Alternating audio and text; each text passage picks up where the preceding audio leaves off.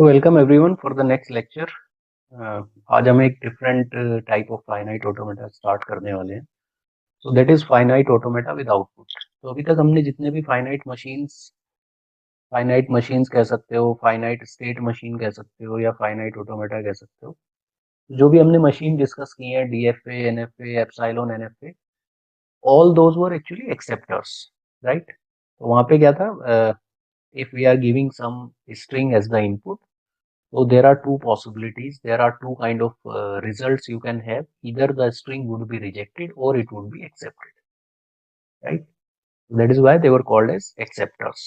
Now we have another kind of machines, another kind of finite automata. That is finite automata with output. These are called as generators.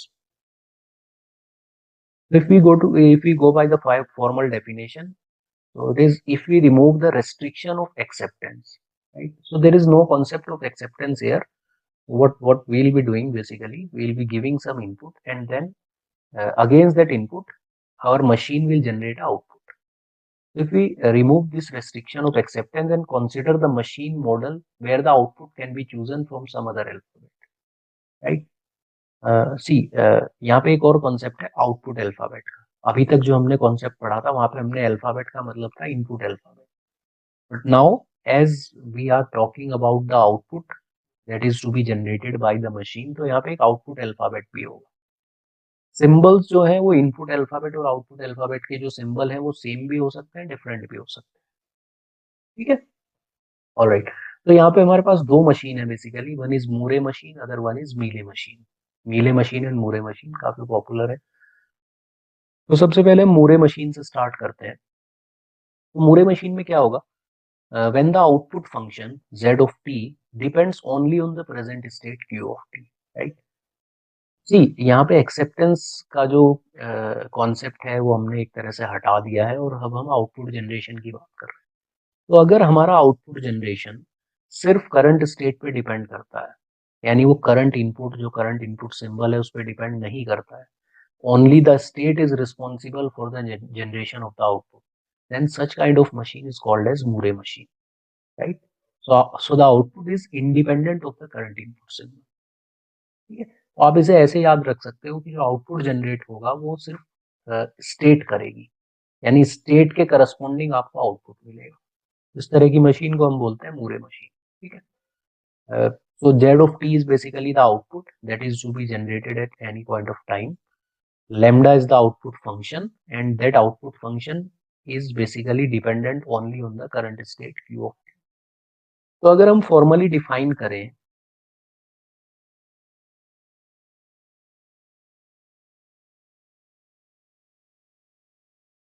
जैसे हमने अपनी finite automata without output जो acceptors थे उन्हें जैसे formally हमने define किया था, similarly we can define this also, right. Moment, तो अगर हम फॉर्मली डिफाइन करें तो एक मूरे मशीन को we can define with 6 tuples. So those tuples are Q, Q वही है finite non empty set of states, then sigma, sigma is the input alphabet, then you have this delta. अब यहाँ पे दो delta है, तो one is small delta, other one is capital delta, right. तो ये जो डेल्टा है this is same as the previous one, that is the transition function, right. दूसरा जो डेल्टा है this one, this is actually the output alphabet. तो मैंने आपको बताया यहाँ पे दो तरह के अल्फाबेट हैं, एक तो है इनपुट अल्फाबेट सिग्मा और दूसरा आउटपुट अल्फाबेट। तो ऐसा हो सकता है जैसे फॉर एग्जांपल आपका इनपुट अल्फाबेट हो लेट्स से 0,1 हो, और output alphabet it may be 0,1, it may be something else, right, let's say a,b। तो कहने का मीनिंग क्या है कि these two can have same symbols or they may have different symbols, right? Then lambda is the output function, right? और Q not हमारी वही है इनिशियल स्टेट। तो यहाँ पे आप अगर आप देखो, अगर आप इसे कंपेयर करो डीएफए एनएफए से, तो यहाँ पे there is no concept of F, that is a final state और एक्सेप्टिंग स्टेट। तो उसकी जगह हमारे पास क्या आ गया, आउटपुट फंक्शन, और एक और नई टर्म ऐड हुई है आउटपुट अल्फाबेट, ठीक है, ओके। और अब देखो डिफरेंस कहाँ आने वाला है। Obviously this is a deterministic machine, तो ट्रांजिशन फंक्शंस तो ये होंगे, Q cross sigma will go to some other state Q। यहाँ पे जो मेन चीज हमें ध्यान रखनी है वो रखना output function mapping. Output function mapping में अगर आप देखो, सो that is what Q is basically the you know set of state, and this is what delta, that is the output alphabet।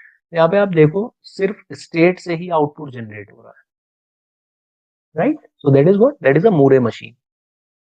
ठीक है, तो ये एक इसका एग्जांपल है मूरे मशीन का। This is how you can represent it in the form of a table.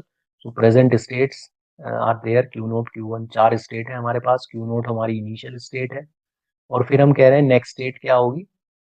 तो next state, जब अब यहाँ पे इनपुट अल्फाबेट को हम 0 और 1 मान के चल रहे हैं, आउटपुट अल्फाबेट भी 0,1 है और इनपुट अल्फाबेट भी 0,1 है।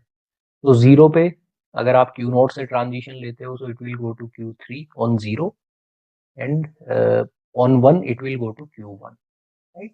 So something like this. If Q naught is the state, on 0 it will go to Q3, and on 1 it will go to Q1।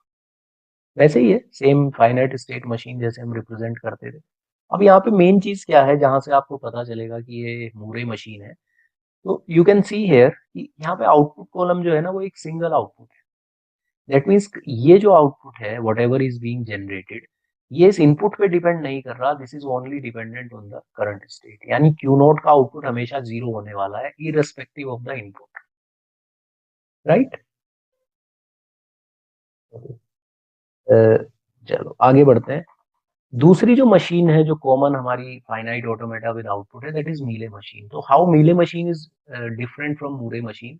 Rest all the parameters are same. The only difference is कि जो Mealy machine है उसके अंदर जो output है Z of T, that is a function of current state Q of T and the current input X of T। यानी यहाँ पे जो आउटपुट जनरेट होगा वो इनपुट पे भी डिपेंड करेगा और उसके साथ साथ करंट स्टेट पे भी डिपेंड करेगा। So it is going to be a combination of these two, right. तो रेस्ट एवरीथिंग इज सेम। कहाँ पे चेंज आने वाला है हमारा आउटपुट फंक्शन में। सो हेयर यू कैन सी, जो मूरे मशीन थी वहां पे हमारा आउटपुट फंक्शन क्या था, it was Q generate delta, that means in current state generate output, right. लेकिन यहाँ पे करंट स्टेट के साथ साथ you can see the difference, you are also having the input alphabet. That means current state और input alphabet मिलके आपका output generate करेंगे। That is the only difference between the Mealy and the Moore machine, right. तो correspondingly हमारी table में क्या change आएगा, you can see here present state वही है, इनपुट 0 और input 1। So you can see like we are having two different outputs, okay। That means current state Q3 and input 0, current state is Q3, input is 0, then the output generated is 0। current state is Q1, input is 0, output generated is 1, right। तो Q, अब एक चीज और यहाँ पे observe करो, जैसे मैं Q2 की बात करता हूँ, तो Q2 जो है, Q2 जब आप Q2 के साथ 0 इनपुट दे रहे हो, है ना, this one, look at this particular entry. Q2 के साथ जब 0 इनपुट है, when A is 0 and current state is Q2, so it is giving me 1, right।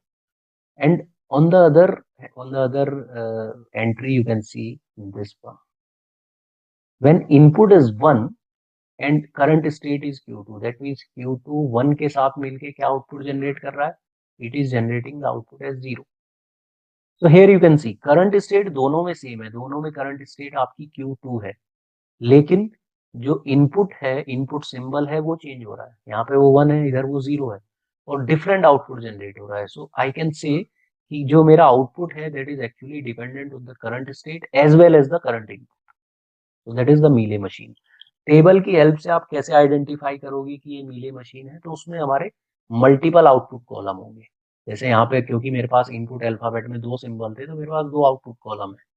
अगर इनपुट अल्फाबेट में मेरे पास 3 सिंबल होते तो मेरे पास 3 आउटपुट कॉलम होते, राइट। तो अगर सिंगल आउटपुट कॉलम है then it is a Moore machine definitely, और अगर मल्टीपल आउटपुट कॉलम्स हैं then it is a Mealy machine. So this is how easily you can identify.